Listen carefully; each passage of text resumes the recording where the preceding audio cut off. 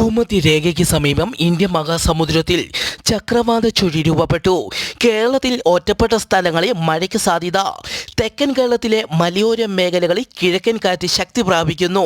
വരും മണിക്കൂറിൽ കേരളത്തിലെ തിരുവനന്തപുരം, കൊല്ലം ജില്ലകളിലെ ഒറ്റപ്പെട്ട ഇടങ്ങളിൽ നേരിയ മഴയ്ക്ക് സാധ്യത.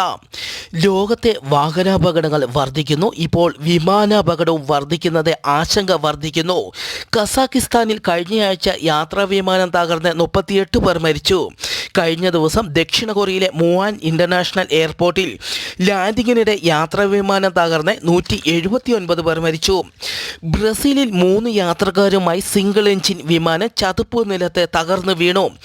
ജർമ്മനിയിലെ സ്റ്റട്ട്ഗാർട്ട് വിമാനത്താവളത്തിൽ വിമാനം ലാൻഡിങ്ങിനിടെ പരാജയപ്പെട്ടതിനെ തുടർന്ന് അപകടം 2 പേർക്ക് പരിക്കേറ്റു. യുഎഇയിലും വിമാനാപകടം. റാസൽ ഖൈമയിലെ കടലിൽ ചെറുവിമാനം തകർന്നു വീണു. പൈലറ്റും ഒരു ഇന്ത്യൻ ഡോക്ടറും മരിച്ചു.